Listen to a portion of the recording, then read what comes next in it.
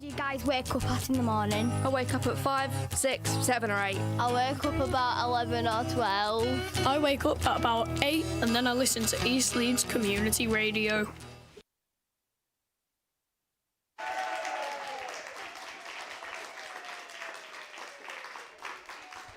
Hello to everybody here in the Chapel FM Radio Theater and to all of our lovely radio and YouTube live listeners and viewers out there across the cosmos. Thank you for joining us here in Seacroft and East Leeds for this Voices of Gaza program. So it's a very important event. We're very proud to be working with Red Shed players and lots of other artists and contributors to bring some of these stories to you. It will soon be 7 months since the conflict started in Gaza, and still so many, it's important to be just getting as much information out as possible. So we want to encourage everybody to share, talk about the things you've heard tonight with other people, get out tomorrow. I think we'll hear more about this, but tomorrow, as almost always on Saturdays, there'll be a march through the city center in Leeds. 12:30 it starts, is that right? In front of the, 11:30 for a 12 o'clock start, right by the Leeds Art Gallery where the central library is in the city center. So if you haven't been to those, come on down and join those. But you're listening to East Leeds Community Radio from the Chapel FM Arts Center, and we're going to be starting the Voices of Gaza program in just a moment. And our first guest coming up, we've got one of our most recent broadcasters on East Leeds Community Radio to read a poem and kind of kick things off and talk a bit about activist toolkits. We have Pablo Rutledge, the host of the Art of Protest radio show and podcast. Hello, welcome, Pablo. Thank you.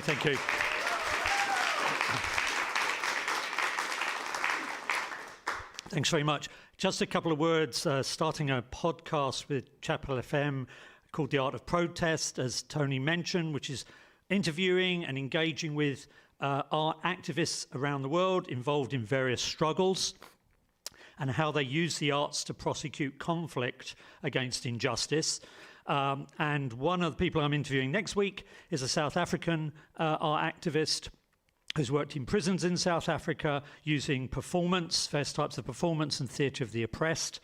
And with her, we recently put together an art activist toolkit, which is free to download guide for activists using the arts to help their campaigns.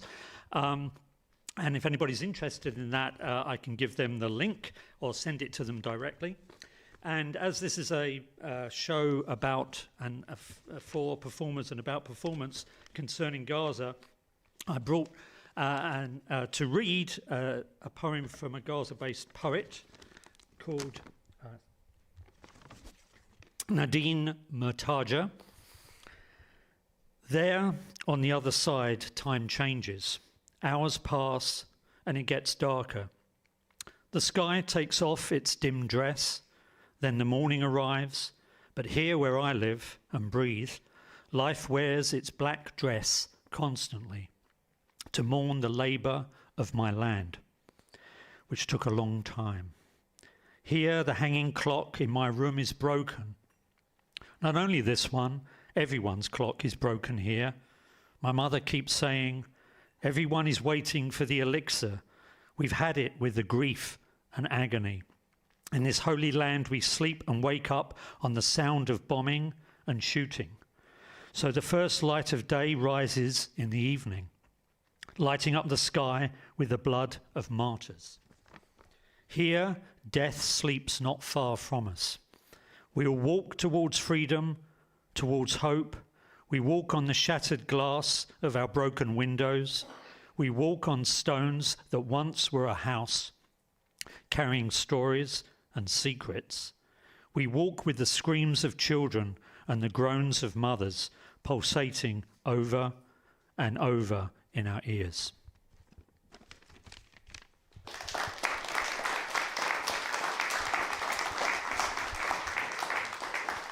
All right, we are going to be handing it over to the Red Shed players in just a moment here, but I want to mention first, we love arts and activism here at East Leeds Community Radio, Chapel FM, and so Pablo's recent show is joining a long-running show that deals in different ways with similar topics, Vandal Factory. We'll be hearing from Henry and Natalie, longtime host of Vandal Factory, in a bit. But so if you want to continue to explore some of these themes, come on in, grab a seat. There are lots and lots. I think Vandal Factory is on, like, it's close to its 30th episode. Are you up to 30 episodes, packed full of incredible stories about the intersection of art and activism around all kinds of different issues. So we are handing it over now, Red Shed players, starting with a couple of poems. And who's, come on up. Is it Fiona, right? Yeah. Freya. Ah, okay, welcome, Freya. So, and Elliot, do you want her on one of those?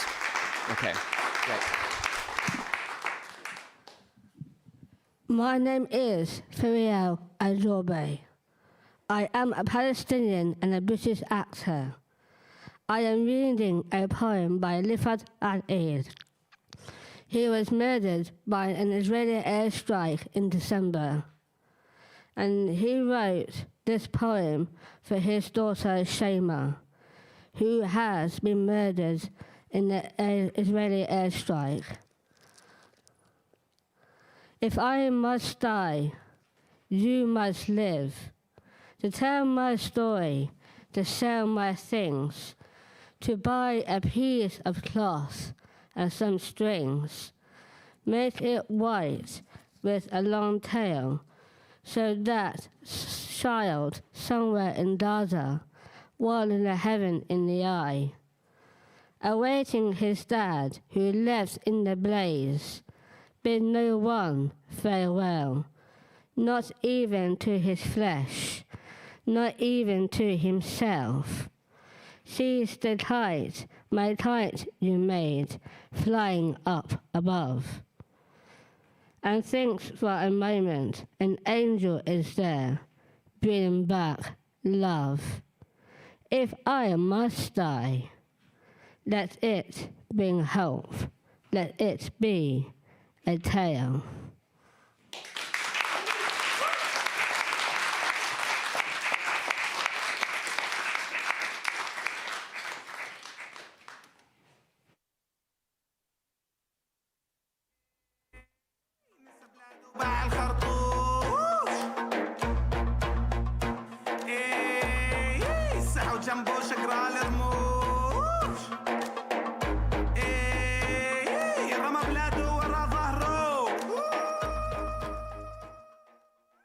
My name's Pippa. I'm going to be reading a poem I wrote called Pray for Gaza. Children martyred, mothers taunted, baby screams played by Zionists. But here's the plot twist. Humility is a gift that not everyone is born with, but we're seeing a shift. The world is awakening with Palestinians are shaking. The rubble and grit fills their eyes. Soldiers raping, politicians faking, but we see through all their lies. We're here to stay every day. We pray that Gaza will be rebuilt. But we aren't naive. We know the deal that Israel will feel no guilt. People of all races looking at everyone's faces every Saturday at the Leeds March. The ground rumbles. Our chants can't be humble when we call out who is in charge. Those who do nothing, how will you face your child one day, knowing that silence paved the way? Because it's brown skin and racist towns a stark reality, where prejudice thrives, a massive divide devoid of humanity. In the corridors of power, they wield their might, but turn a blind eye, injustice in plain sight. Their privilege shields from the pain below, while in racist towns, scars continue to grow. Suella and Rishi, born in the same hue, yet blind to the struggles their own kin pursue. Refugees to Rwanda, stealing our taxes. Cops filming our marches with their cameras. Some of the most beautiful people I have met through this plight, knowing we will never stop fighting for what's right. So God bless Palestine, our guiding star, restoring faith in who we are, until the bombs seize their deadly plot and Netanyahu's reign is forgot. We'll keep calling out this insanity. God bless Palestine, and God bless you all for storing my faith in humanity. عليها هلا بيلعب شوبي هلا برجالة شوبي هلا بيلعب شوبي هلا برجالة شوبي no no no no no no no no يا ويلي ولد عاجيني محتار لا تخليني يا ويلي ولد عاجيني محتار لا تخليني عينهن على الباع النو عينهن على الباع النو يا ليلي ليلي يا ليلي حليان بعينهن جنو حليان بعينهن جنو يا ويلي ويلي يا آخر مرة يلا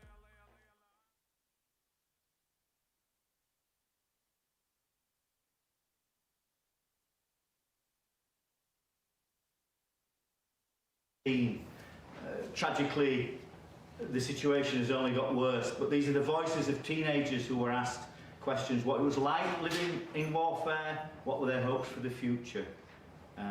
Thanks very much. Gaza was my second mother. Its ground was the warm chest I could lay on, and its sky was my dreams.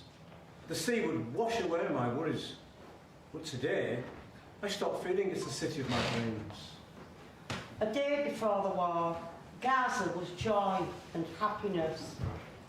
Trips and going to the sea, life seemed to be happy. And I wasn't thinking about anything. What I loved most in Gaza was Barcelona Park. I used to go there 3 times a week. I'd spend the whole day on the swings, laughing and playing with my friends. But the occupation destroyed it. I went to visit the place and started crying. I remember where I used to play and where the swings were, and my laughter with my friends. The tanks got to our house at 5 in the morning, and Mum started gathering the things from the house, and everything turned upside down in a few seconds. Everyone started yelling and carrying what they could and went running out in the streets, not knowing where to go. My house is close to a government building. In the evening, people started saying that the building would be bombed, and if it was bombed, my house might go out of existence. We sat there not knowing what to do or where to go. When the bombing began, with the first hit, a piece of rocket flew into the biggest tree in the school and sliced it in two like a sugar cane. As soon as we saw that, well, we fled for our lives. The war opened with bombing like rain. We came running out of school in fear and found the whole world running in the streets. People were looking for their sons and sisters and mothers. Everyone was running with their heads raised to the sky. Honestly, they looked strange. I saw one of them from a distance wearing pyjamas, barefoot and running. When I first saw her, I didn't recognise her. But when I got close to her, wow! That's my uncle's wife, the chic one who doesn't leave the house until she looks top-notch. Then I was sure the war had started. The first shock that I got in the war was when the strongest teacher in the school, the maths teacher, hid under his desk in fear from the first second. And I thought, if the strongest teacher is hidden under his desk, what are we supposed to do?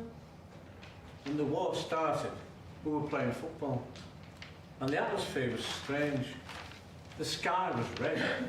Suddenly, we heard the sound of a plane, not like a sound I'd never heard before, and we were all scared and lay on the ground, waiting for death. Usually it takes half an hour from school to my house, but that day I got home in 15 minutes. Every second I thought I would die. It was the first time I felt this terrible loneliness, even though the streets were full of people. I started running home, and people were running all around us like it was doomsday. No one knew where they were going because the sounds of the rockets didn't stop. Every few seconds a rocket would fall and shake the ground. I got home and stood at the window. A rocket fell near our house and I flew off the ground and landed on my back. For the whole war, I couldn't stand next to a window. I thought the only martyr that I would see in the war was that tree. But as soon as I got home, there were 4 martyrs in our street, as though waiting for me to say goodbye to them. When I was done with that, 3 more martyrs from the same family in our street arrived. And as soon as we buried them and returned to our neighbour's house was bombed, wiped off the ground. Everyone died. I was playing in the neighbourhood and I found all my neighbours running away and I asked what's going on. They told me the Israeli army told the neighbours that they will bomb their house. I went running home to tell my parents. In less than a minute we ran away from the house and we took nothing except the gas cooker because it's more expensive than gold in Gaza. I felt then that I'd never go back home. In the Shifa hospital, I saw a sight I'll never forget. Hundreds of corpses piled one on top of the other. Their flesh, their blood and their bones all melting on each other. You wouldn't know the woman from the man or even the child. Piles of flesh on the beds and lots of people screaming and crying, not knowing where their kids are, their men or their women. That night I came home from hospital. I was still awake till morning from fear. I thought it would only be that night that I couldn't sleep, but still today I see them in front of me, and I still can't sleep. I used to spend the whole day sitting on a chair watching people running away from their houses towards the borders, carrying their belongings, sons and daughters, and going west.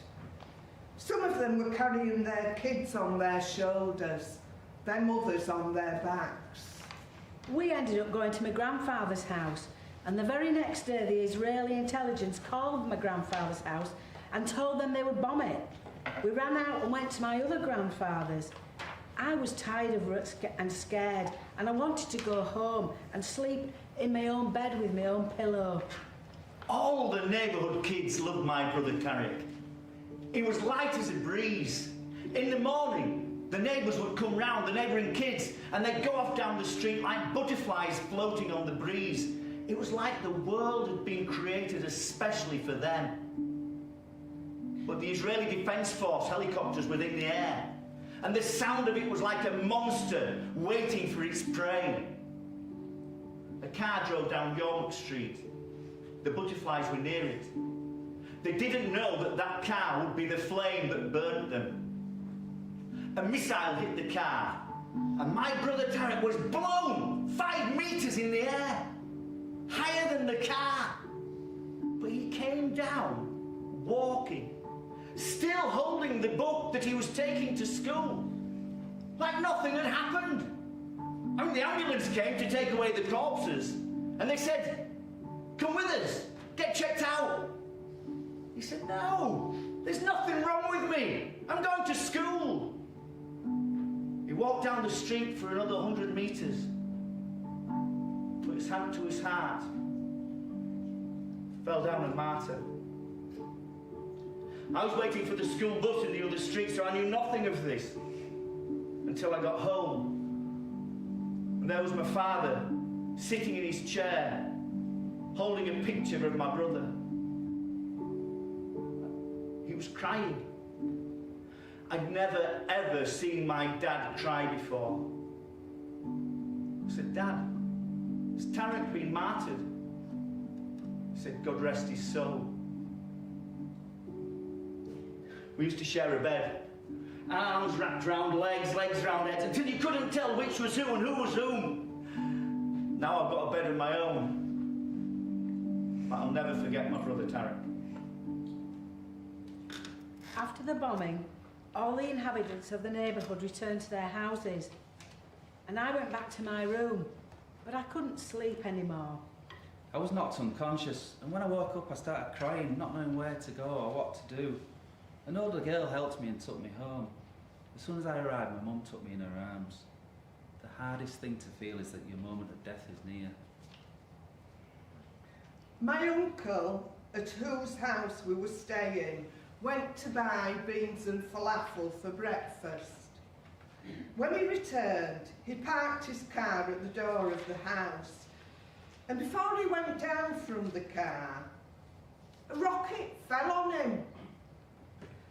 The upper half of his body fell on the asphalt, and when the ambulance came, they took out the lower half from the car.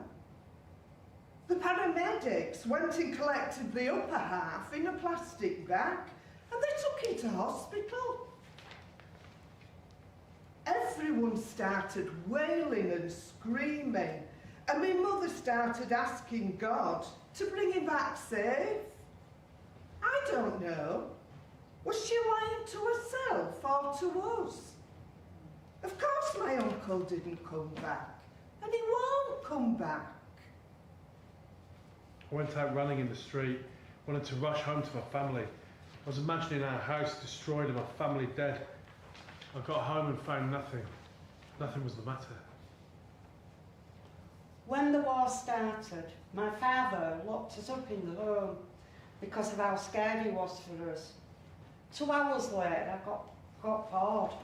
I went out for a walk around our house, but this time the walk was very different. I was afraid to walk near cars in case they were bombed, and all the time I kept looking up at the sky in case a plane would come and bomb me without knowing. I was terrified. I carried my sports shoes and ran away from the field. And as I ran, I saw them. 3 martyrs. The first one's legs were on fire. He was looking at me, and he was warning me about something I didn't understand. And then I knew the real meaning of death. Dreams, security, hope, the future. They're all words that lose meaning if you live in a city that destroys the smallest dream possible. I was a goalkeeper, and my friend Mohammed would always say, "Today, I'm going to score." But I always stopped his shots. One day I was sitting in the doorway of our house, and someone passed and said, "Your friend Mohammed's been martyred." I didn't believe them. So I went looking for my friend all around town. But when I got to the mosque, there he was. The person I loved most in all the world, laid out beneath the flag of Palestine, blown into pieces. I cried because I wanted to hold him, and I wanted to tell him, I wanted to let him score a goal. But I couldn't. We took him to the cemetery, and we buried him. And I stayed by the grave, and I prayed, and I told him how much I missed him, and how angry I was that he'd left me all alone in this world. I stayed until the light had gone and made my way home. There was a heavy bombardment, and it felt like the angel of death was following me and wouldn't let me alone. But I am still alive, thank God. Gaza is a matchbox, and we're the matches in it. I stopped caring whether I live or die. After what we saw in the war, I don't care about anything. Because I think each day I live is the biggest bonus. And all the life I live after the war is extra. Because I could have died at any second. I started hating going to the bathroom. The second I go in, I can't wait to come running out. Because all the time in the war, I was afraid they'd hit a rocket on our house when I was in the bathroom. I began having terrifying dreams. All night I have a conflict within myself between desire to sleep and fear of nightmares. Sleep became a monster hiding behind my eyelids. I stay like that till morning. I used to feel that I was the happiest child in the world. But the more I grow, the more my mind grows, the more my worry grows.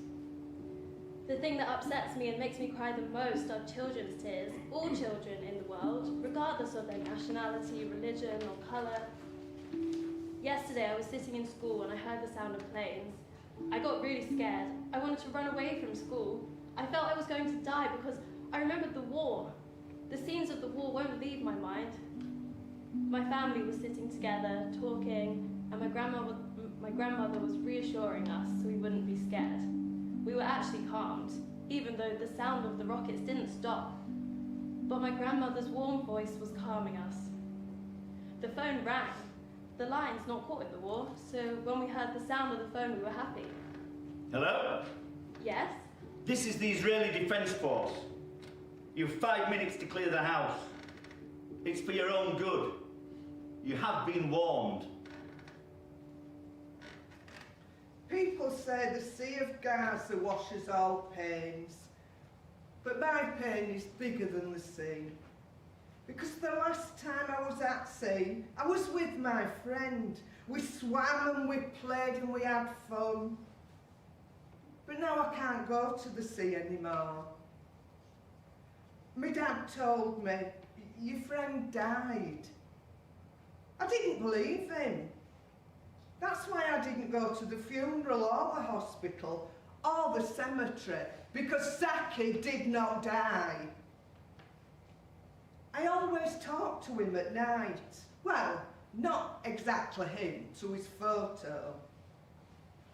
I'm very upset with him because he doesn't come and visit me, and I also stopped visiting him at home. I'm sure he's not dead, and for sure will come a day when we meet again. Then I'll blame him, because I miss him so much. I'm scared that they'll bomb our house. I sleep with 3 mattresses under me, so that the mattresses will absorb the hits, and nothing will happen to me. I hate dreaming though, because dreams are not in our control.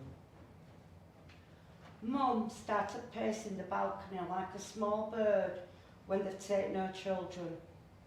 She imagined the balcony would somehow rescue Modi and Saloma and Dad. Modi and Saloma are 5 and 7 years old. They used to sleep in my arms, and my soul was connected with them.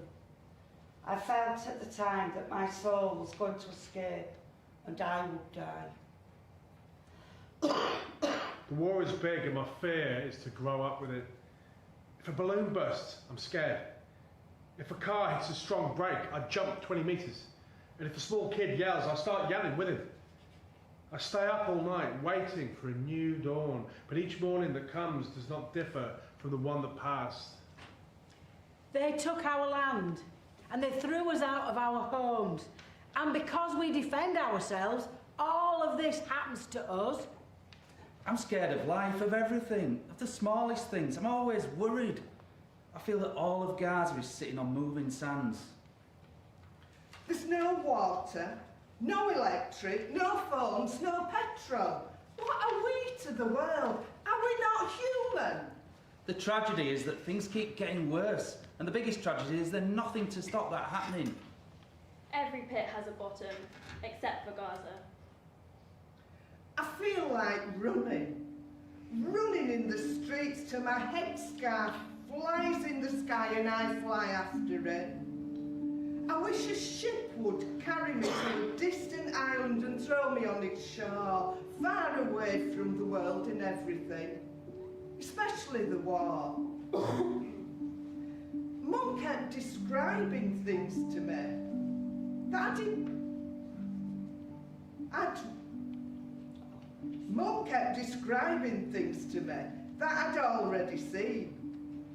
She and I were standing on a balcony when they bombed our neighbour's home. We saw how the house was destroyed and how the corpse flew into the street. Mum started telling me about our neighbour's house, how it was bombed and how our neighbour flew from the house. She was talking to someone who'd been standing next to her.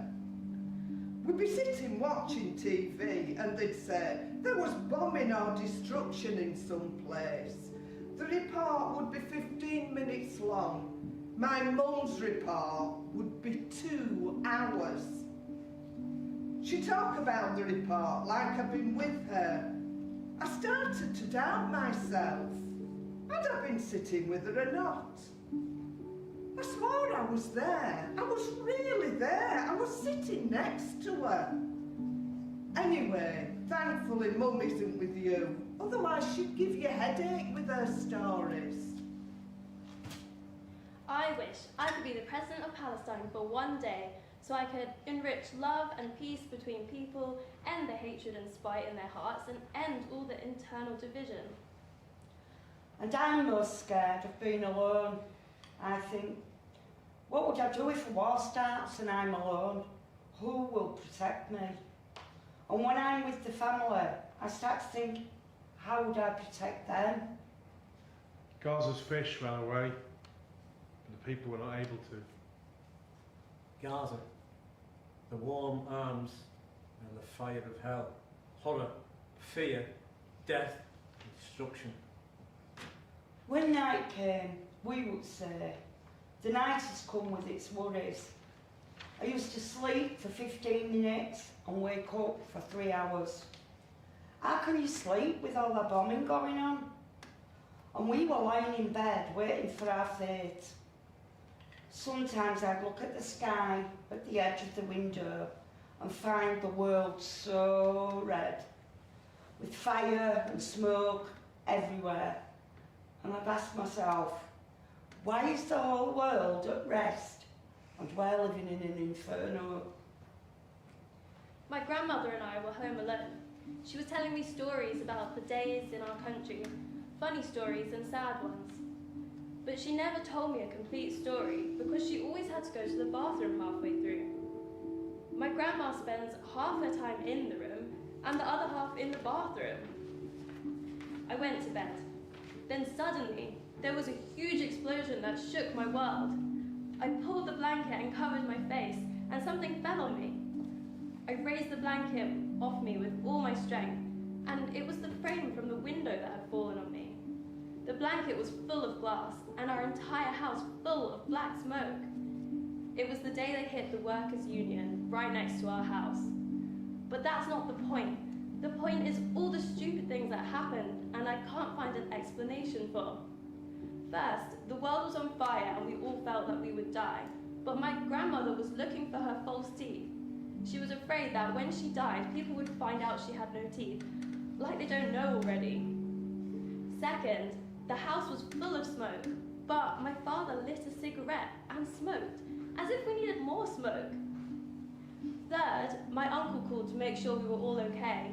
My father said that we're all fine, thank God, but that all of the windows of the house were broken except for one. My uncle told him to break it, and my father did.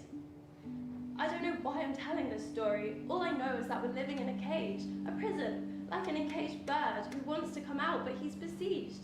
Kids are dying in front of their mother's eyes, hearts are crying for them and screaming in the loudest voice, but no one hears. No one's heart softens, and no one seems to care. If I was Prime Minister, I would build playing fields everywhere, in all schools, and I'd let the students play freely, not be kicked out by the school guard, and I'd abolish all club fees and preserve every park. In truth, what's happening with me is not normal. I mean, losing trust in my friends is normal. Lots of people have lost trust in others. But what's driving me crazy is I've lost trust in shop windows and cars, in police stations and suspicious areas. And now all of Gaza's a suspicious area. The sea is the only thing that helps me dream.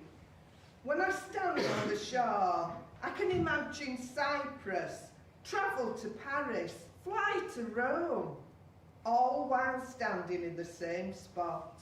I go around the whole world, and in the end I land on my bed in our house, in the middle of a refugee camp.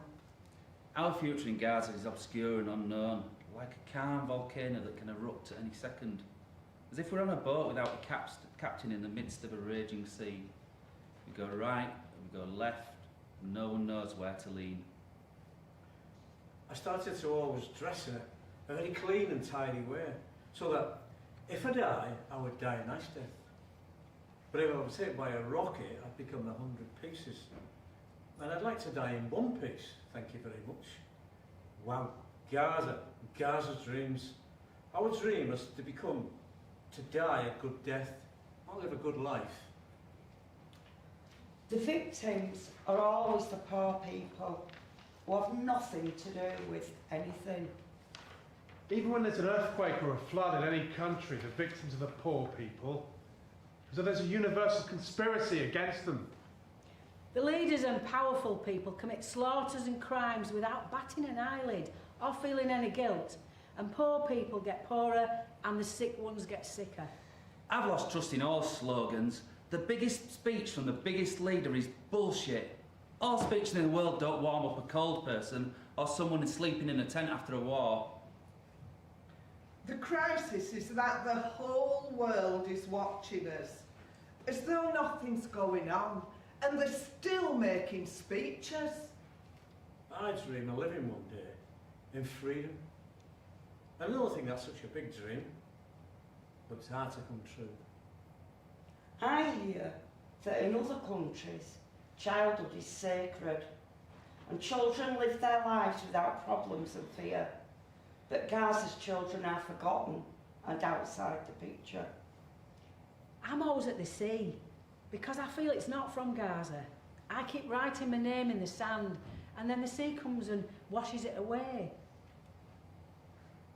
There's a contradiction between all the loving kindness that people have and the evil that controls the surface. In Gaza, the only music is that of death and dancing to wounds.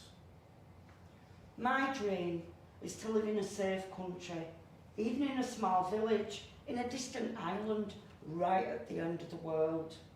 I would try as much as possible to reduce wars, death and violence. It's a shame for every drop of blood that falls on the ground. I hate the silence and the abnormal tolerance that people have. I wish all the world would wake up tomorrow and walk the streets shouting loudly, "Enough!" The war is a black ghost that covers Gaza's day and night. It imposes its hell on people, on the earth, the sky and the air that we breathe. After the war I had a big breakdown. A crazy big wild wave overtook my soul. I was thinking I wouldn't be able to come out from under it. The war came and we're still living it. How stupid and unjust this world is. I feel like breaking all borders and ending all differences between races and religions, so that everyone in the world will be brothers and sisters.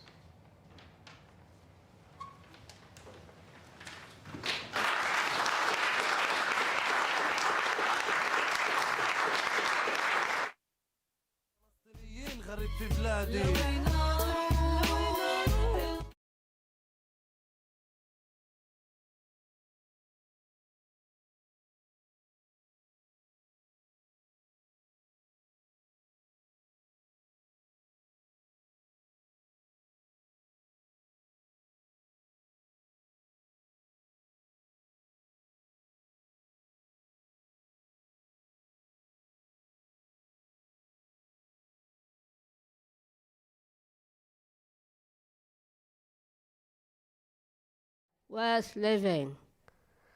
April hesitation. The aroma of bread at dawn. A woman's point of view about men. The writings of Aeschylus. The beginning of love. A glass on a stone. Mothers living in the flute's high. And the invaders' fear of memories. We have on this land what makes life worth living. The final days of September. Then hour of sunlight in prison. A cloud reflecting with swarm of creatures. People's applause for those who face death with a smile. A tyrant's fear of songs. We have on this land what makes life worth living. On this land, the Lady of Land. the mother for all beginnings and ends. She was called Palestine. Her name later became Palestine. My lady, because you are my lady, I deserve life.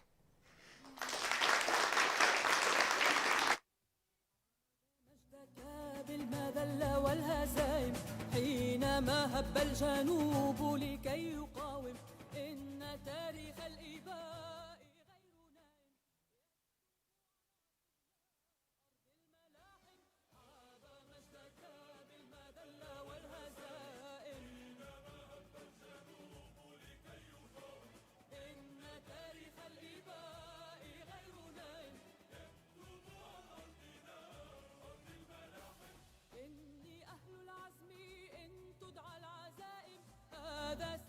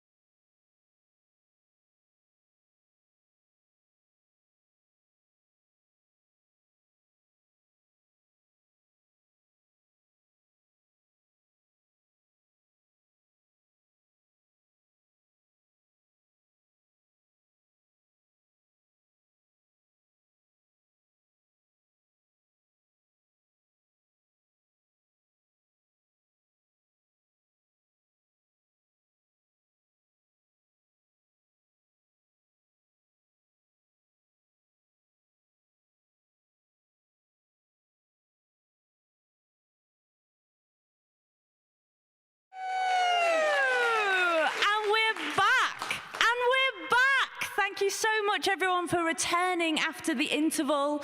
Although I'm seeing some empty seats. Some of you have gone home. They've gone to watch live online. Oh, so they've gone to start the revolution. Yeah. Oh, good. Yeah. Right behind you. They've gone ahead, and we'll catch them up. Absolutely. Yeah. For those of you that don't know, my name's Natalie Quatermass. I'm Henry Raby. And together we are Vandal Factory. So, thank you. Oh, we don't normally get around applause. Shut up, you guys. If you don't know already, me and Henry host a podcast here at Chapel FM that is about arts and activism. We've been running for about 2 years now, and we talk to a whole host of incredible artists, musicians, theatre makers, poets, and activists, whether environmentalists or pro-Palestinians or queer people, and all these beautiful, gorgeous moments come together, and we like to talk about them. So listen to that, save and subscribe wherever you get your podcasts. Give us a 5-star review. Right now, yes. I will allow you to get your phones out and subscribe and give us a 5-star review right now. That's fine. So we are going to talk about some of the amazing artists and activists we've been working with across the movement to bring culture and arts and heritage to the Leeds demos, to the organisations that have been doing amazing work, because we're all here to celebrate arts, culture and cultural resistance in solidarity with Palestine, correct? Yeah. Correct.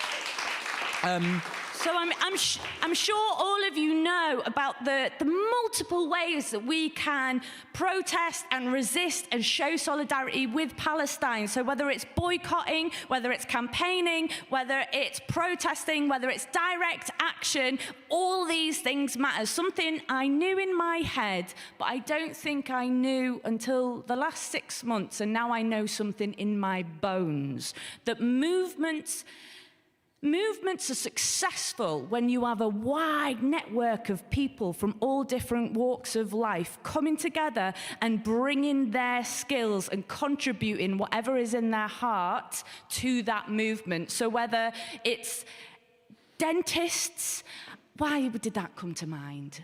I don't know. Or jam makers or cyclists. Jam makers for Palestine. Where have they been? Cowards. Cowards, a lot of them. Actually, Corbyn's a jam maker. Yeah, that's probably why I got the reference. Like, if you can host activists in a spare room, if you can drive people around, if you can stand outside a police station. If you make an excellent brew, that's really important to social justice movements. And so then when we come in as artists, as theatre makers, as poets, as producers, we go, well, what have we got? We're really, really good at showing off. So I guess we'll do that then, shall we? Yeah? So we're going to talk a little bit more about that vibe, but we thought we'd kick off with some poetry, some more poetry. Oh, can we have a round of applause for the poetry so far, though? Yeah! It's been amazing. So a few months ago, we hosted a fundraiser for MAP Open Source Arts, and this amazing poet came and did some incredible verse. So I'm really excited she's here now to perform to you folks. So can we get a little smattering of applause? No, a smattering. Guys, smattering. Listen, honestly, smattering. You need to follow in, and then we're going to build the smattering of applause. We're going to build the smattering. We're going to build the smattering. Welcome to stage, Aisha Hussein!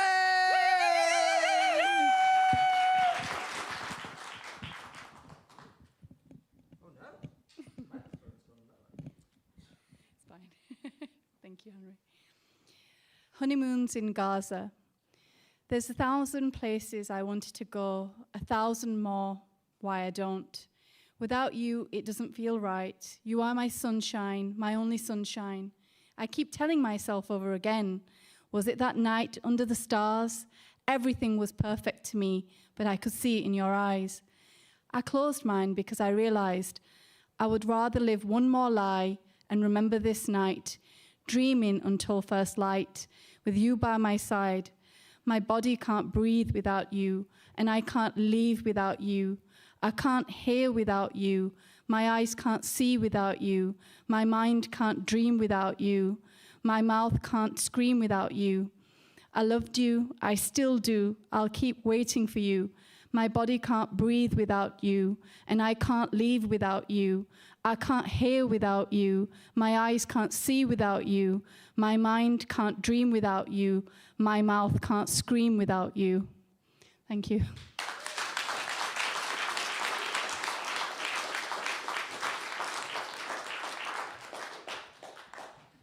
Thank you so much. That was very moving and powerful. You are my sunshine, my only sunshine. Breaks my heart. We're here to mend that broken heart, Natalie. Yes, we are, because there is so much evil, unbearable evil and hatred that sometimes our eyes and our hearts can't cope with it, can't bear it.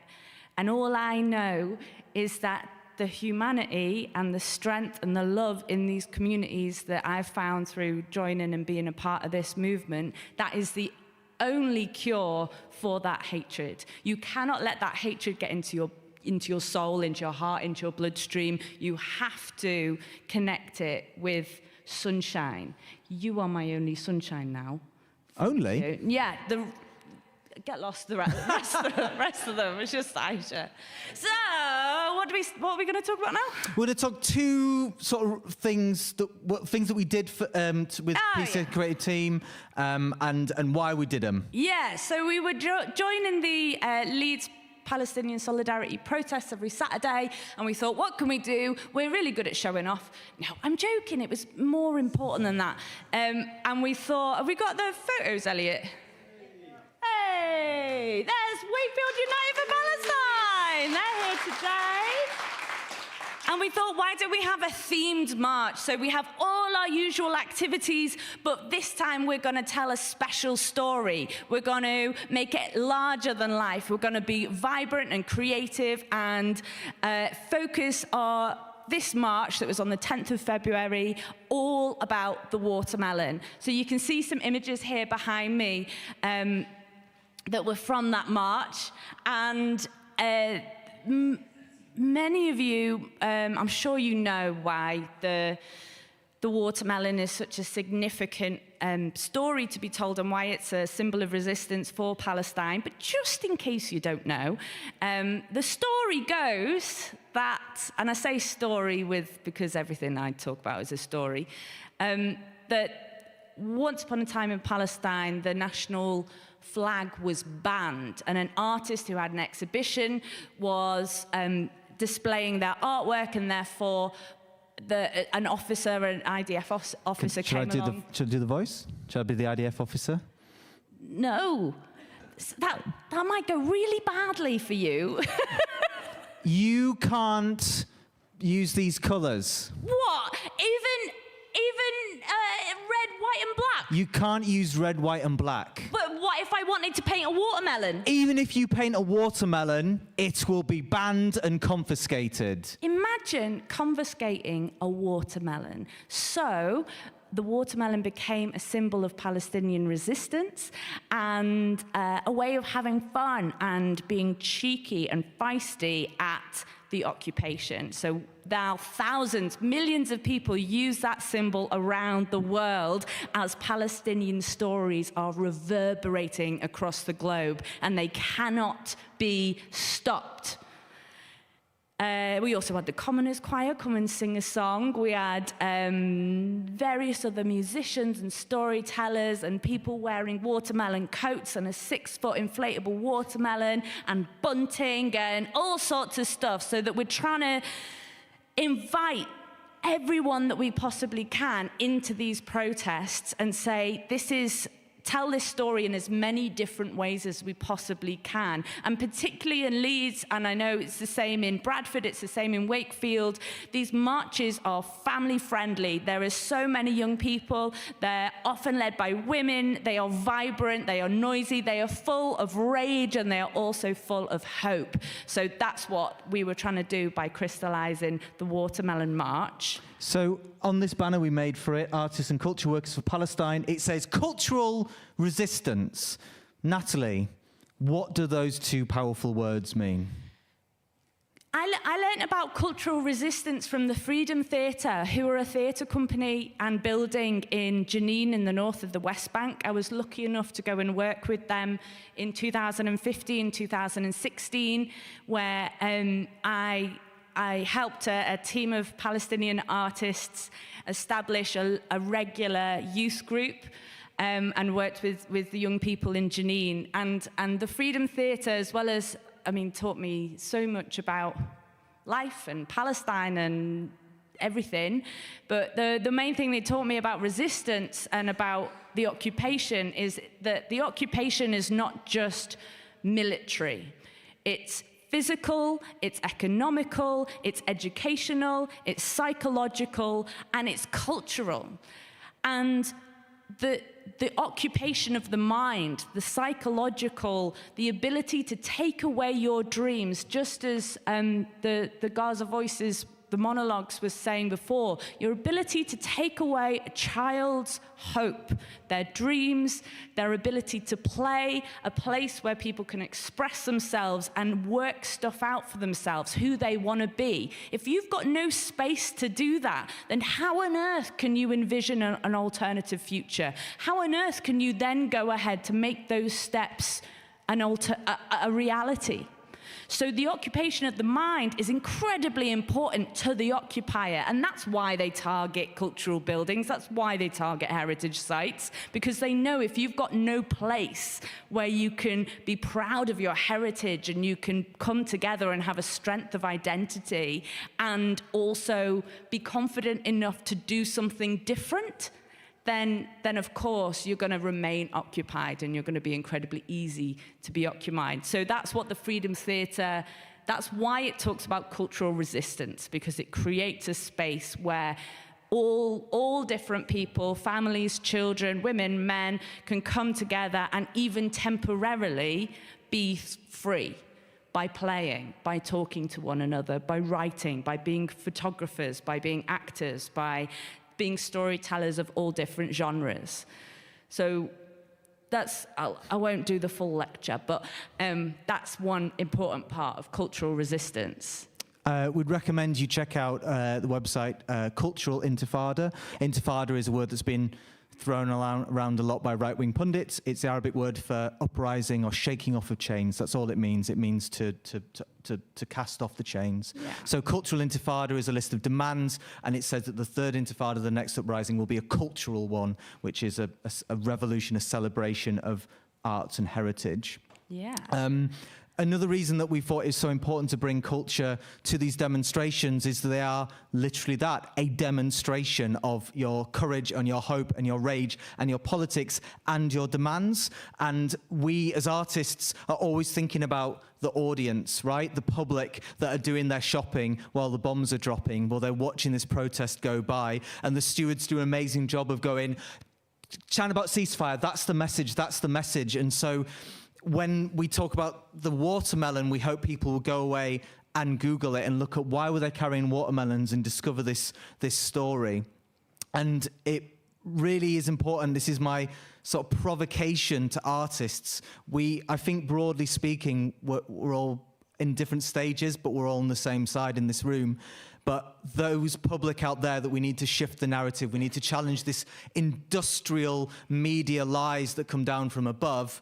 Those are the people we need to reach. And so take the lyrics and the poetry onto placards into the street, take the music into the street, take the visual art into the street, because there may be a few dozen people might come to a political piece of theatre show, and thank God we're all here in this room sharing, but there are thousands of people out in the street, and those demonstrations need to be that vessel for those stories. Absolutely. So I think everyone's heard enough from us for a little bit. Yes. So, the next demo was the flight of Gaza. So the watermelon went really well. So we decided, let's do that again. And by this time, people have got on board. They can see the idea, and they're like, okay, we're less skeptical this time. So they join a WhatsApp group. That's where the revolution is taking place. It's taking place on WhatsApp groups, and also driving us all mad at the same time.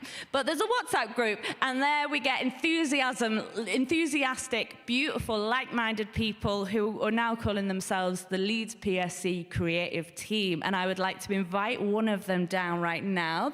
Please put your hands together for Fozia.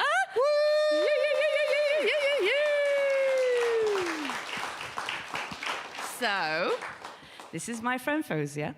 And is she also your sunshine? Yes, also my sunshine. My only sunshine. No, she's gone now, so you've been bumped up. Stop distracting me, Henry. So the Flight of Gaza protest, a few of us got together and we thought we can interpret this theme in lots of different ways. So there was actually 5 different people who spoke at the demonstration. You might see a photograph of them soon. There was Allah who spoke about how the symbol of the dove is unifying across all Judean faiths as a symbol of peace and hope. There was, I'm going to forget everyone, there was Rashad who was talking about the green bird and how that's a symbol for martyrs. In Islam, there was, and Fozia, I'm going to miss everyone else out. There's kites. Oh, yeah. Someone else was talking about how the kites are a symbol of resistance and play and freedom, and how children in Rafah have been flying kites while the state of Israel have been dropping bombs.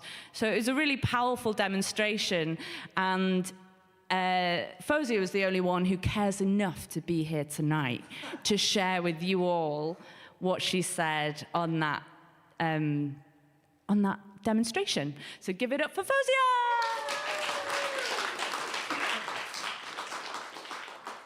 Thank you, everybody, and I'd like to welcome everyone today. I would like to share with you why and when did the Palestine sunbird become the national bird of Palestine, followed by a short poem by Ruqayya Takrim called My Sunbird. The Palestine sunbird was declared the national bird of Palestine in 2015, a decision steeped in both cultural significance and political symbolism. This bird, with its resilience and ability to thrive in varied environments, symbolizes the endurance and adaptability of the Palestinian people. The choice of the Palestine sunbird as the national bird was also a response to a broader political context. It came after a significant event in 2008, when the bird was part of Israel's national bird public vote, but ultimately did not win. The subsequent adoption by the Palestinian Authority in 2015 was a statement of national identity and cultural heritage, emphasizing the enduring connection between the Palestinian people and their land. There has been controversy surrounding the bird, particularly regarding its name. There were efforts to change its name from the Palestinian sunbird to the orange bird, seen by some as an attempt to erase Palestinian identity. This name change was resisted successfully, and the bird's official recognition as a national symbol was a victory in preserving Palestinian cultural and natural heritage.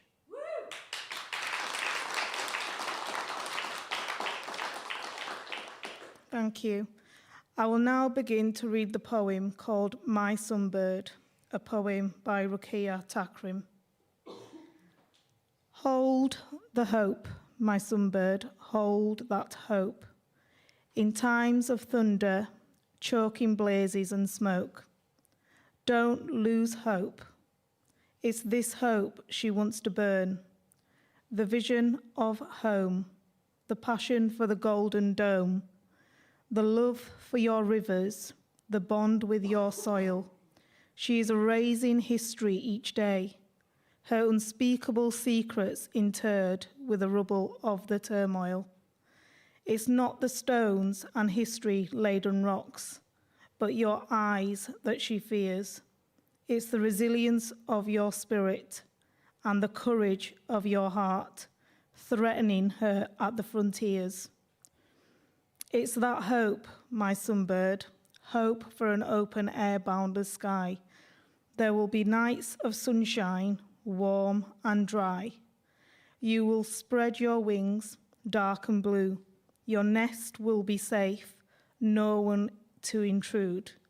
Your murderers might be within cold 10 feet, but your mind is yours, unenslaved and free. Let it be. Hold that hope, my sunbird. Keep the flickers alive. In times of thunder, from dust you shall rise.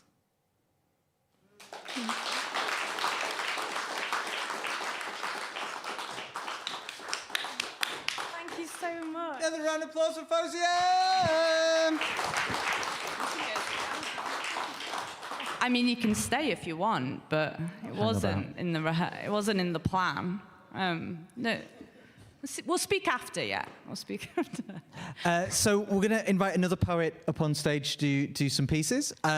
They are the first person I saw doing poetry at these demonstrations and owning that and going, I need to tell my story because they are from Palestine. They're going to be anonymous for this evening, but they are a very, very dear friend and they are amazing. So please, can you make a massive amount of noise for the next poet, please? Yes!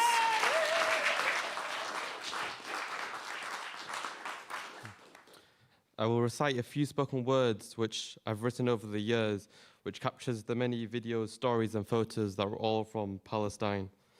And here how it begins. Free, free Palestine, they're in the war zone all the time. From the dawn till the night, they won't die without a fight. The oppressive Israeli assassinates inhumanely with firearms and dynamite, tear gas and airstrike, kills innocent civilians, casualties in millions.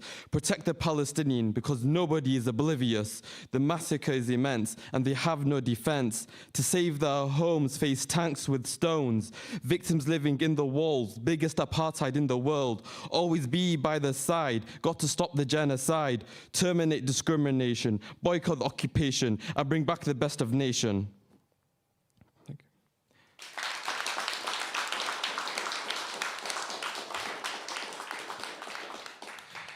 In 1948 came the terrorist state, invaded and settled over 7 decades, treating the indigenous with hostility, causing so many atrocities. Like in Masjid al-Aqsa on sacred days, they used rubber steel bullets and stun grenades and denied them emergency medical aid.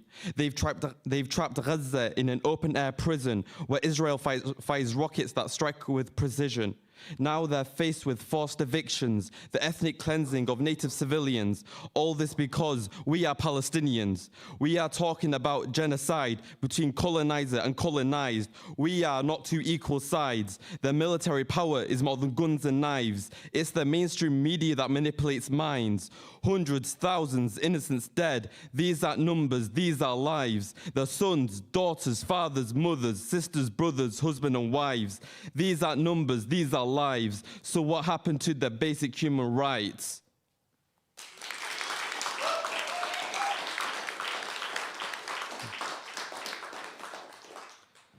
Palestinians are like olive trees. They are indigenous to the land and they stand their ground. Zionists want to uproot, they want to ethnic cleanse, and they want a genocide. Gaza, in blackout, was besieged, blockaded, and bombarded with bombs. If you ask them about their dreams, they say kids don't grow, our cemetery is home. Write their names on their body, the body of a baby, to find them in the rubble, to become another number. But that's another Palestinian in our hearts. The blood is on the hands of the heartless UK and USA, but their blood is in our veins. So what will we say about our legacy when Palestine is free? That we felt hopeless and desensitized and turned a blind eye to the lives that were colonized? No, we will say that we were like one body. When Palestine was suffering, all of us were aching. We witnessed your struggle and we fought for your cause. I put in my blood, sweat and tears so you don't have to live in fear. We stand for humanity and we will not rest until Palestine is free.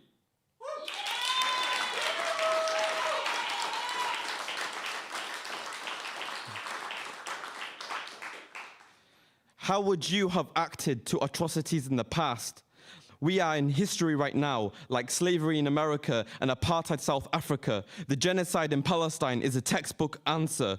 Not possible to lose hope when freedom is on the horizon and the Palestinians are still living on the homeland, with babies, children, mothers and fathers having to face pain that we cannot bear to imagine.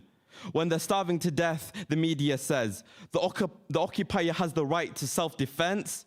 They have stopped the aid and would love to see you dead. You are treated like animals, but animals are treated better. It is not the eyes that it is blind, it is the hearts. And it is easy to see now who is right and who is wrong, who is compassionate and who is corrupt. We are the people, and we won't be silenced. We stand for justice, and we take action. We are the voice for the voiceless, speaking out against political leaders. We are the voice for the voiceless, breaking the veil on the public eye. We are the voice for the voiceless. Palestine takes strength as the heroes. Don't pay the price to kill the priceless. Boycott has lost them billions in profits. The protest is the largest that the world has ever seen. Supporters are in every single country and nation. Shut down Zionism and the occupation. Palestine will be free in our generation. We will free Palestine in our generation. Thank you.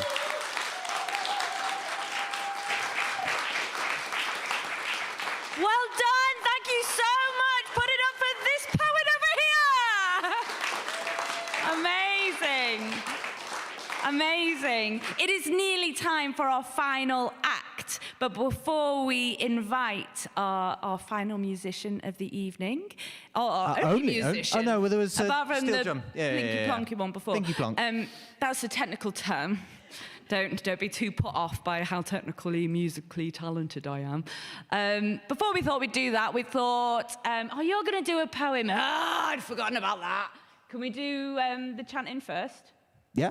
Okay. Always up for some chanting. This is our favourite poem to do at the demonstrations. We're going to split the crowd down this half of the room. So we're going to have this half to say. You're going to say, "We believe in culture." Give that a go. 3, 2, 1. We believe in culture. Oh, it's Friday night. Fine. Come on, folks. Fine, but that is not going to fire up the revolution. Try it again. 3, 2, 1. We believe in culture. Better, but I believe this half of the room, you can do it even better than that half of the room, although that's how racism starts. So this half we're going to be equally as good as that half. So you're going to say, "We believe in arts." 3, 2, 1. We believe in arts. Great, and then all together we're going to say, "We carry Palestine in our hearts." Give that a go. We carry Palestine in our hearts. Let's try it. We believe in culture. We believe in arts. We carry Palestine in our hearts. We believe in culture. We believe in arts. We carry Palestine in our hearts. We believe in culture. We believe in arts. We carry Palestine in our hearts. Well done. Give yourselves a round of applause. Ladies and gentlemen, I give you the incredible Henry Raby. Amal finishes writing "Free Gaza" on the window condensation in uppercase. Amal hops off the bus at the station. She's tense like tortured lightning, questing to her first ever demonstration. This is uppercase exciting. She thinks about her upcoming detention in the canteen, her upcoming detention for decorating the canteen with Palestine stickers. And when she was apprehended by Mr. Robbins, head of year, she'd rallied against the school's stifling of political voices. And when Mr. Robbins, head of year, told her that this activism is nothing less than a childish whine, she flashed the teacher the V sign for victory. Amal can feel the thumping chants before she rounds the corner, skips that little bit faster so she doesn't miss a rhyme. And everyone is here, from the road to Queen's Hotel, from the road to the art gallery, from the road to Millennium Square, from the road to Seacroft, ripping off the paths like something's going to tear. The streets stretch at the seams, overflowing with reds and whites, dancing with blacks and greens.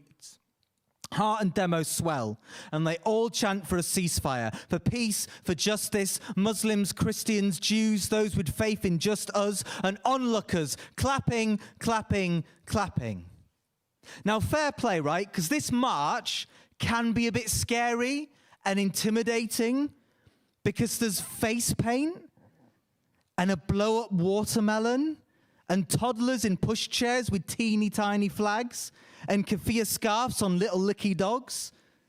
And someone hands Amal a megaphone, and then it really kicks off. Because the only extremism on display is a teenager with something urgent to say. If you want to shout above the bombs and sniper shots and drones, you hand a young person a megaphone.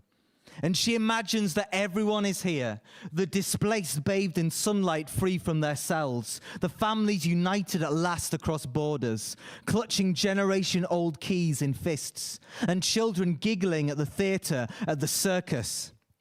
Between chants is the pluck of an oud, the prayer of thanks, the clop of a horse, the taste of olives, the fine texture of a dress, the pressure of a gauze. The jeering from the blunt blokes is drowned out by applause. They parade past the lineup of red-handed rich who reap what they sowed. Arms dealers dripping blood onto the headrow. CEOs who made a killing from settlements hold their heads low, next to the politicians wibbling without spines, and the trolls and the media and the bot farms who lied. They march past the military who repent their choices, haunted by white flags and pleading voices. Because we are changed, changed, changed. Amal marches, briefly thinks about school on Monday morning, and her hope has grown from a blaze to a flicker, and she's already planning where to place the next wave of Free Palestine stickers. Thank you very much.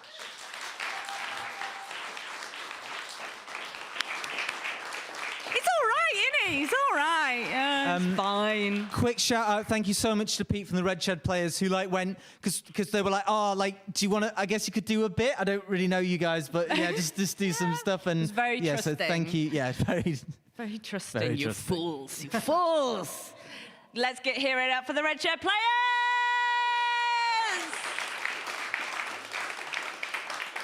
Thank you to everyone who's helped put today together. Please give generously. Buy jewellery and all your bits and bobs downstairs. Give your donations. I know we're all the same people who are giving all the time, but we just need to keep finding it from somewhere. Just keep giving. And As I say, tomorrow, 11:30 at the Art Gallery, if you want to come march with us. Yeah. We're very fun to march with. Yeah. And angry. And last but not least, please put your hands together for the Singing GP!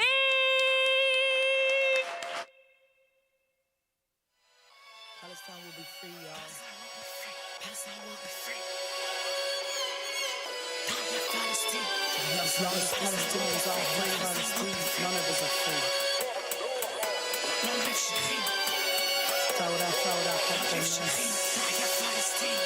God I know with the loudest. The God I know with the loudest. You pray to the God of love and with power and violence. The God with the loudest. States murdering, call ourselves righteous. Fuck Zionists, fuck ISIS too. Palestinians be ranks, they're being abused against Netanyahu. Don't mean against Jews, Jews rising up too, but I've seen on the news. No compassion for a nation, built on colonization. IDF, you are killers. I believe in the action, real passion, generation holding up like pillars. To the present, to the absent, to the prisoners and their absence, to the exiled and their talents, victims of colonial harassment. Tell me in the name of what do you kick people out their homes? Tell me in the name of what do you shoot at kids for throwing stones? Tell me in the name of what do you kick people out their homes? Tell me in the name of what do you shoot at kids for throwing stones? Palestine will be free, Palestine will be free. Take it back at olive trees. I said that here Palestine. I said Palestine will be free, Palestine will be free. Take it back at olive trees. I hear Palestine, long live Shireen. You don't want no violence, financing genocide is pro-violence. Silence is violence, louder than sirens. Resistance obligence, hero defiance. Faith is a guidance. This is no conflict of two equal sides. Claim to be neutral but rule and divide. CNN Times, spreading those lies. Children of Gaza, we hearing you cry. Les boycotts et les sanctions, où sont les arrêts des subventions pour défendre l'Ukraine? Y'a pas de tension, Moyen-Orient, pas les couilles, pas du semblant. Faut pas semblant, les bombes tombent. Civil enfant ou pas, tu succombes. Génocide Gaza est devenu une tombe. Chaque seconde après brûle, le monde s'en rend compte. Tell me in the name of what do you kick people out their homes? Tell me in the name of what do you shoot at kids for throwing stones? Tell me in the name of what do you kick people out their homes? Tell me in the name of what do you shoot at kids for throwing stones? Palestine will be free, Palestine will be free. Take it back at olive olive trees. I said, Tahia Palestine. I said, Palestine will be free. Palestine will be free. Take it back to olive trees. Tahia Palestine. Long live Shireen.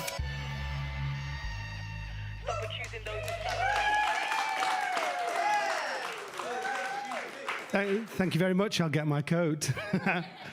So, singing GP.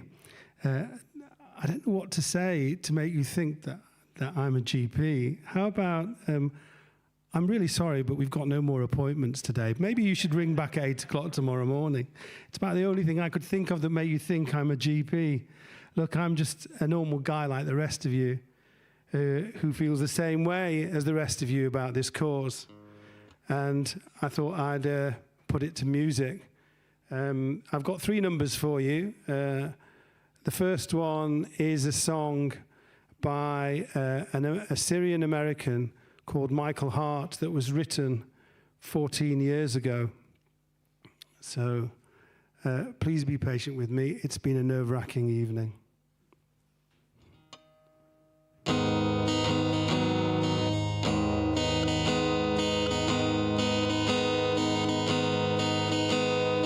Blinding flash of white light lit up the sky over Gaza tonight. People running for cover, not knowing whether they're dead or alive. They came with their tanks and their planes, ravaging fiery flames. Nothing remains, just a voice rising up from the smoky haze. We will not go down in the night without a fight. You can burn up our mosques and our homes and our schools, but our spirit will never die. We will not go down in Gaza tonight. Women, children alike, murdered and massacred night after night, while the so-called leaders of countries afar debated on who's wrong or right. The powerless words were in vain as the bombs fell down like acid rain. Through the tears and the blood and the pain, you can still hear that voice through the smoky haze. We will not go down in the night without a fight. You can burn up our mosques and our homes and our schools, but our spirit will never die. We will not go down in Gaza tonight.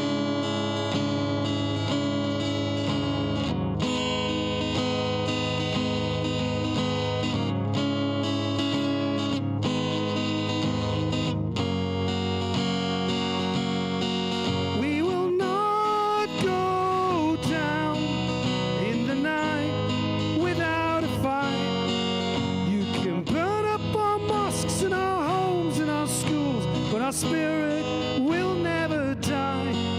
We will not go down in the night without a fight.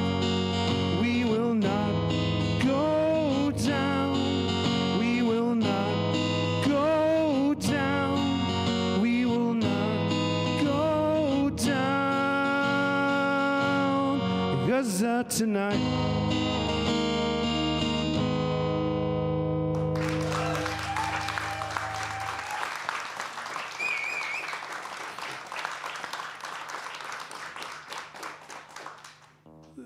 So it's a little bit of a story about the next song. I was watching one of the dreadful videos that were on social media about an 11-year-old boy who was running in the funeral procession of his father. This Palestinian boy shouted out in Arabic, "Father, Father, it should be me, it should be me." And it made me think that in an instant, these young boys who lose their fathers, they have to become adults in an instant. They become the heads of the household. And And it also reminded me of losing my father some 8 years ago. And I came across a song called Monsters by James Blunt. And it resonated. So this is for all of you sons out there who have lost your fathers. And this is for all the young boys of Gaza who now have to be men. I'll try and get through it without breaking down.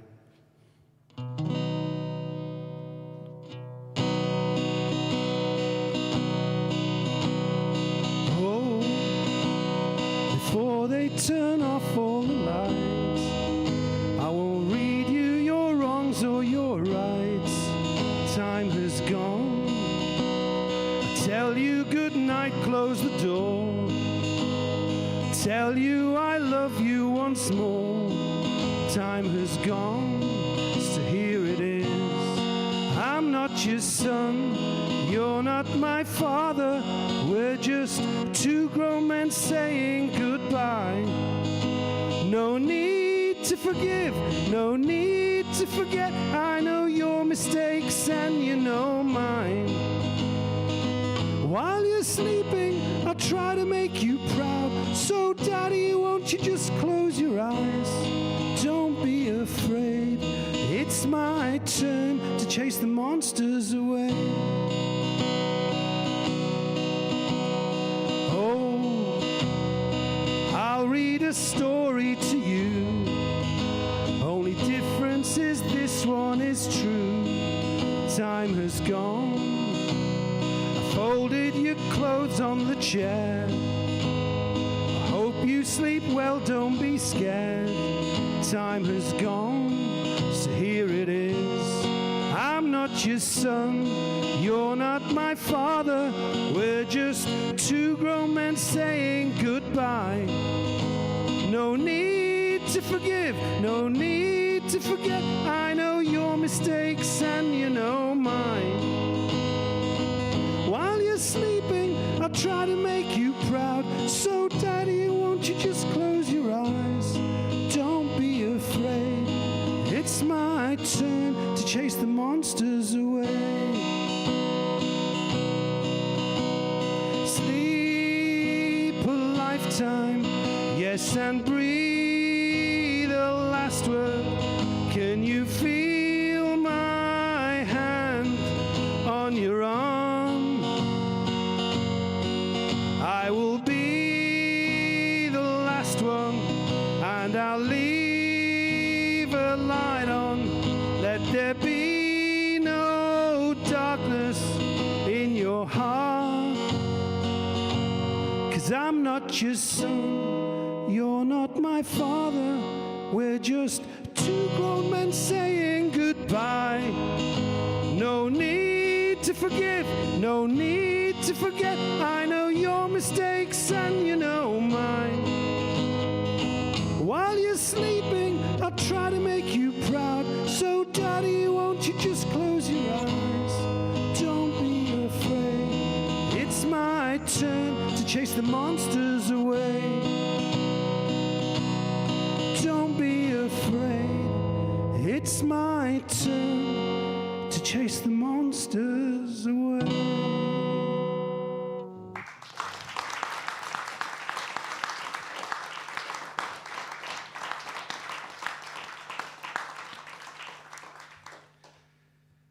Okay, maybe we should turn the tempo up a little bit and lift the mood. And it's my last song for you.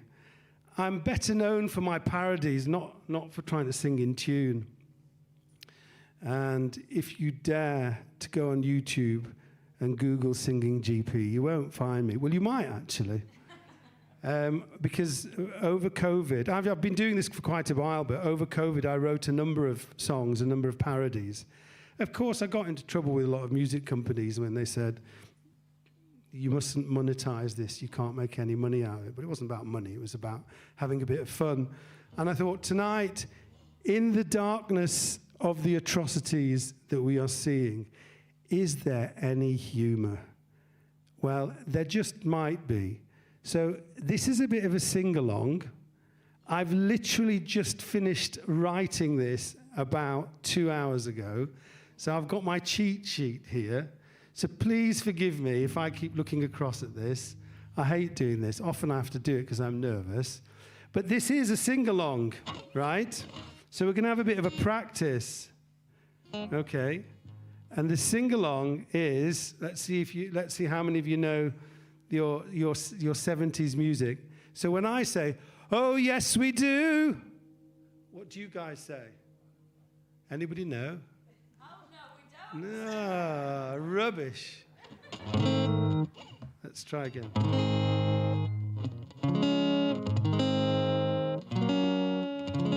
So when I say, "Oh yes we do," I expect you to say, "Oh yes we do." Got it? Is that easy enough? Right. So credit to Ray Davies from the Kinks. This is my version of a song otherwise known as Dedicated Follower of Fashion. Got it? We're millennials. Yeah. Goodness me. Here we go.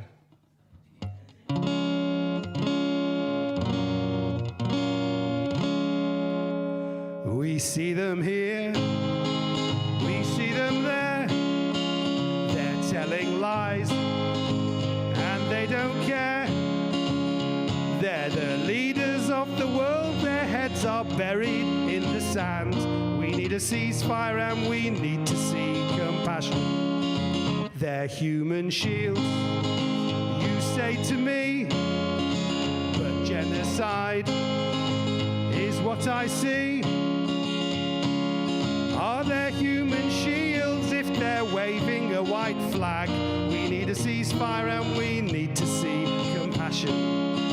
Oh yes we do. Oh yes we do. It's hard to find an honest politician. It's easier to find a flying elephant that's pink. We need a ceasefire and we need to see compassion. Oh yes we do. Oh yes we do. You sell your bombs and tell them to be careful. Is that like selling cigarettes then saying smoking kills? We need a ceasefire and we need to see compassion. We see them here, we see them there. They tell us lies, then they don't care. They're the leaders of the world, their heads are buried in the sand. We need a ceasefire and we need to see compassion. Oh yes we do. Oh yes we do. The media will have to tell the truth now. Been sitting on the fence when they've got splinters up their arse. We need a ceasefire and we need to see compassion. Once again, we need a ceasefire and we need to see compassion. Say it again. We need a ceasefire and we need to see compassion. All we are saying is ceasefire now. All we are saying